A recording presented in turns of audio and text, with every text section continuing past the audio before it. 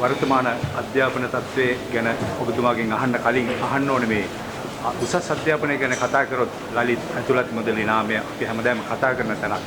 අද මොකද්ද මේ සිද්ධ කරේ?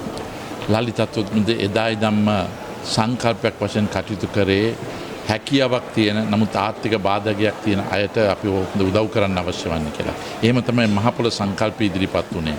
ඉතින් එතුමගේ අකාල මරණය තුළ අප එම සංකල්පය ලලිත් අතුරුදේ ෆවුන්ඩේෂන් තුළ අද SLITT එක්ක එකතු වෙලා ඒ සංකල්පෙම ඉදිරියට ගෙනියනවා.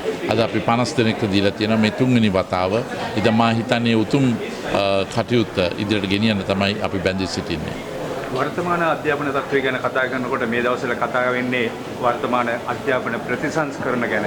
සමහරක් අය මේ ගැන දැඩි විවේචන තියෙනවා. ඔබතුමාගේ අදහස මොකක්ද? විවේචන එන්න පුළුවන් එක හොඳයි. හැබැයි ඒ වගේම ලංකාවට ඔබින මට්ටමට අධ්‍යාපනයක් තිබිය යුතුයි. අපි අවුරුදු 77ක් නිදහස ලබාගෙන කටයුතු කරාට අපට අවශ්‍ය වෙන රටට සාරවත් අධ්‍යාපන ක්‍රමයක් එක්ක රට සංවර්ධනය වෙන්න පුළුවන් ගමනක් ඇති වෙන්න. ඒ නිසා මං හිතන විදිහට ප්‍රතිසංස්කරණ තුල රටට ඔබින ලංකාව ලෝකෙට එකතු කරන්න පුළුවන් ගමනක් විය යුතුයි කියන එක තමයි මා සිටින්නේ. අපි මතකයි 1950 ගණන් වල අපි ඉංග්‍රීසි නැතුව රට කොතරම් පස්සකට තල්ලු වුණාද. ඒ වගේම කම්පියුටර් පරිගණක දැනුවත්කම අත්‍යවශ්‍යයි.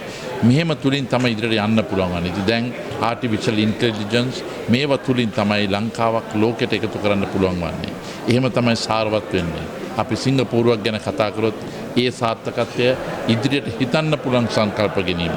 ලංකාවත් ඒ ආකාරයෙන්ම නිර්භීතව බය නැතුව තීන්දුව ගත යුතුයි. වර්තමාන ආර්ථික තත්ත්වය ගැන ඔබතුමාගෙන් අහනවා දැන් IMF පස්වෙනි වාරිකය ගැන මේ දවස්වල කතා වෙනවා.